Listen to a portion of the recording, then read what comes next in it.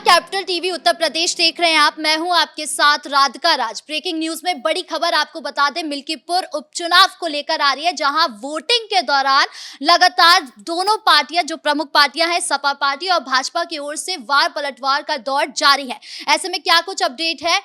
उसके लिए मेरे साथ मौजूद है मेरे सहयोगी अखिलेश जी। सर, क्या कुछ अपडेट है? देखिए, मिल्कीपुर विधानसभा सीट का जो उपचुनाव है वो समाजवादी पार्टी और भारतीय जनता पार्टी के लिए प्रतिष्ठा का सवाल है, क्योंकि 2024 के लोकसभा चुनाव में जब फैजाबाद सीट से भारतीय जनता पार्टी को हार मिली थी, तो सड़क से लेकर संसद तक अखिलेश यादव और समाजवादी पार्टी सहित तमाम विपक्षी दलों ने भारतीय जनता पार्टी को फैजाबाद के यानी अयोध्या के मुद्दे को लेकर बार बार खरी खोटी भी सुनाई थी और उसकी चुटकी भी ली थी। और उसके बाद जब मिल्कीपुर विधानसभा सीट पर नवंबर महीने में उपचुनाव होना था, लेकिन वहां के उपचुनाव की घोषणा नहीं हुई थी और अब उपचुनाव हो रहा है, तो इसको लेकर भी दोनों ही दल पूरी तरीके से लगे हुए हैं, क्योंकि समाजवादी पार्टी का इस सीट पर लंबे समय से कब्जा भी रहा है। हालांकि 2017 के चुनाव में यहां पर भारतीय जनता पार्टी की जीत हुई थी, लेकिन अवधेश प्रसाद चूंकि यहां से 2022 में चुनाव जीते थे और उसके बाद 2024 में लोकसभा का चुनाव जीतकर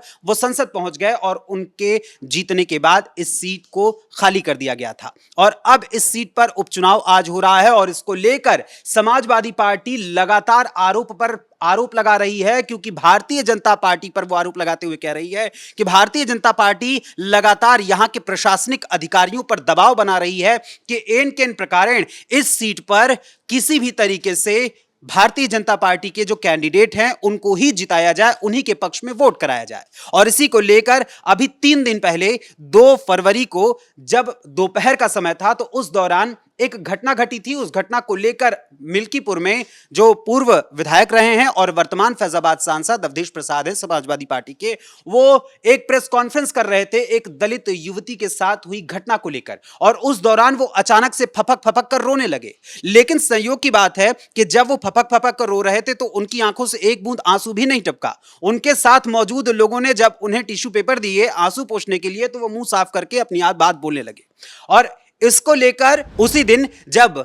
मुख्यमंत्री योगी आदित्यनाथ अपनी जनसभा करने के लिए मिल्कीपुर विधानसभा क्षेत्र में पहुंचे, तो उस दौरान उन्होंने अपने भाषण के दौरान इस बात का भी जिक्र किया कि अवधेश प्रसाद यहां पर लगातार नाटक नौटंकी कर रहे हैं। और मोहित खान के केस को भी उन्होंने याद दिलाया कि मोहित खान का जब केस हुआ था तो उस दौरान इन्होंने कुछ नहीं बोला। और 20 नवंबर 2024 को मैनपुरी में भी एक घटना घटी थी वोटिंग के दौरान, उसका भी जिक्र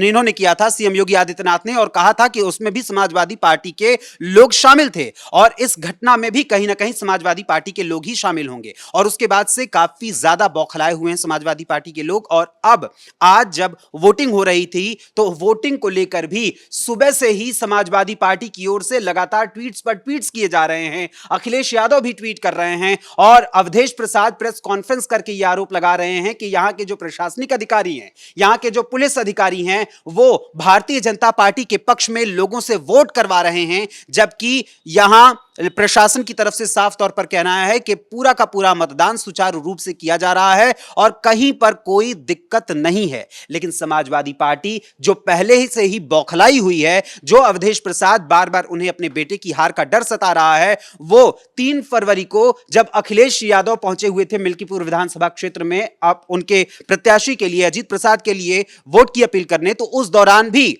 मंच से फपक कर रोते हुए अवधेश प्रसाद कहने लगे कि ये इतिहास में दर्ज होगा, ये Guinness book of world record में दर्ज होगा कि कोई भी मुख्यमंत्री एक उपचुनाव के लिए, एक सीट के उपचुनाव के लिए 9 बार चुनाव प्रचार करने के लिए पहुंचा हुआ है। यानी कि समाजवादी पार्टी पूरी तरीके से बौखलाई है। उसे मालूम है कि बार बार सीएम योगी आदित्यनाथ के ध्यान देने की वजह से यह सीट उसके हाथ से निकल सकती है, और जिस सीट को वो अपने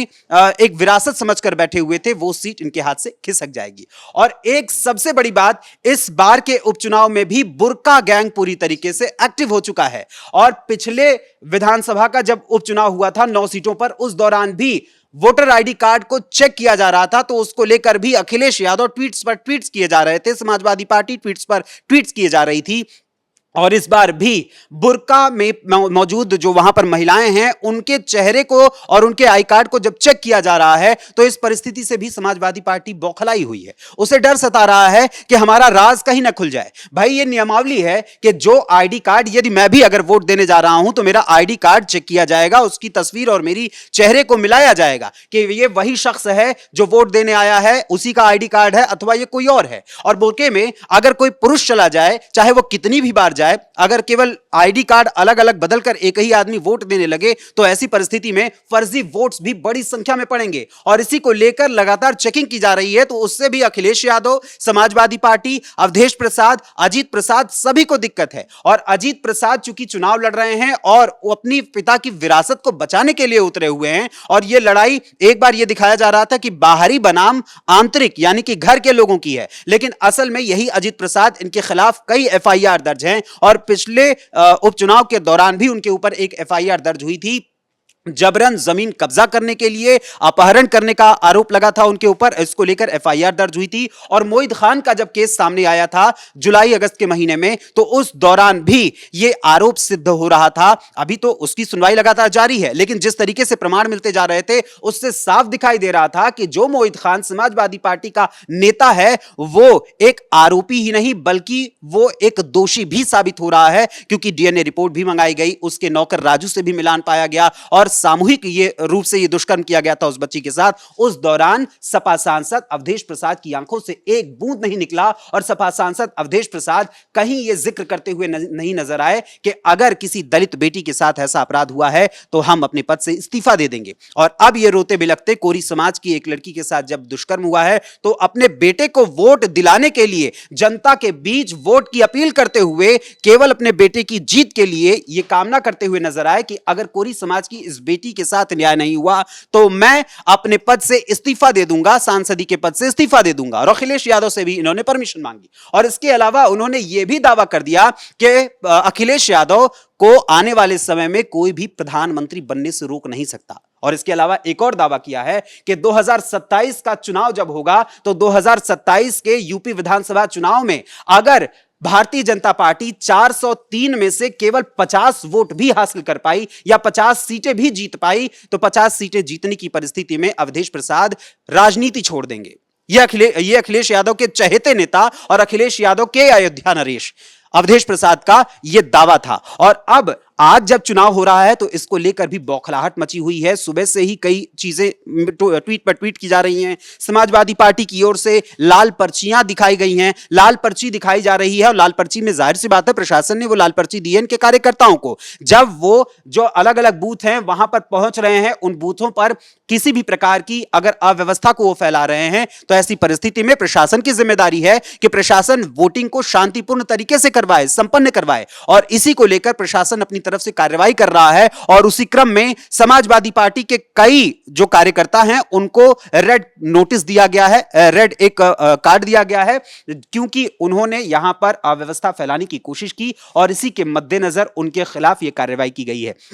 और इसके अलावा कई को क्या अपना डर दिखाई दे रहा है, मतलब अपनी हार दिखाई दे रही है, इसीलिए इतना कुछ कर रहे हैं। बिल्कुल समाजवादी पार्टी पूरी तरीके से बौखलाई हुई है और उसको यह डर है कि यह सीट उसके हाथ से निकल जाएगी। हालांकि चुनाव परिणाम तो 8 तारीख को आएगा, उसके बाद सारी तस्वीर साफ हो जाएगी। लेकिन अवधेश प्रसाद इस तस्वीर को पहले ही देख चुके हैं, शायद वो भविष्य दृष्टा भी हो गए हैं अखिलेश यादव के अयोध्या नरेश होते होते, क्योंकि उन्हें दिखाई दे रहा है कि उनका बेटा अजीत प्रसाद इस चुनाव में हारने की कगार पर मौजूद है और जो भाजपा का कैंडिडेट है वो पूरी तरीके से उन्हें टक्कर दे रहा है। और खुद सीएम योगी आदित्यनाथ इस पर बार बार अपनी पैनी नजर बनाए हुए हैं और दोनों ही दलों की ओर से 40-40 का एक अपना एक दल भेजा गया है। एक तरफ भारतीय जनता पार्टी ने भी अपने मंत्रियों समेत कुल 40 विधायकों को चुनावी मैदान में उतारा हुआ है प्रचार प्रसार करने के लिए, तो दूसरी तरफ अखिलेश यादव ने भी समाजवादी पार्टी की ओर से 40 अपने नेताओं को उतारा था। और डिंपल यादव भी यहां पर आई थी जनसभा करने के लिए, रैली करने के लिए। इसके अलावा यहां पर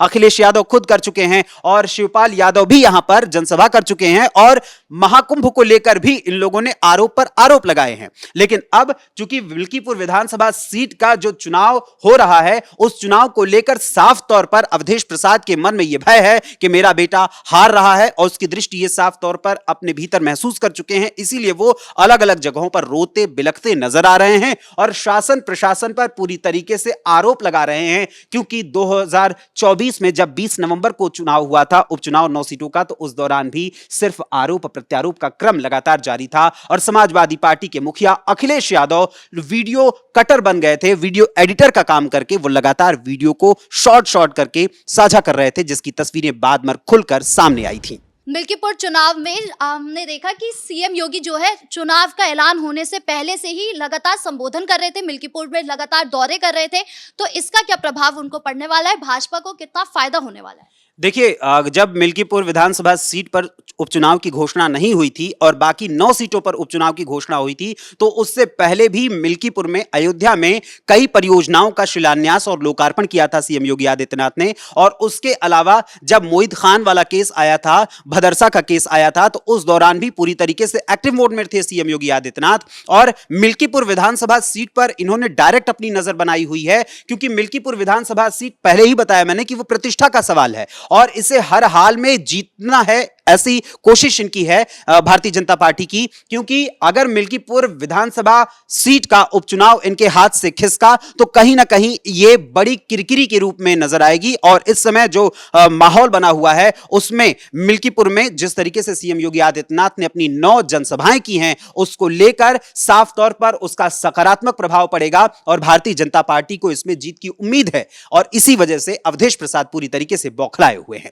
चलिए, इन तमाम मुद्दों पर जानकारी देने के लिए आपका बहुत बहुत शुक्रिया। अब देखना होगा कि मिल्कीपुर उपचुनाव में किसकी होगी जीत, किसकी हार, क्योंकि दोनों ही पार्टियों के लिए ये प्रतिष्ठा का सवाल बना हुआ है। आपको क्या लगता है कमेंट बॉक्स में जरूर बताएं। वीडियो अच्छी लगी हो तो लाइक शेयर करें और देश की तमाम बड़ी खबरों से जुड़े रहने के लिए देखिए कैपिटल टीवी उत्तर प्रदेश। नमस्कार।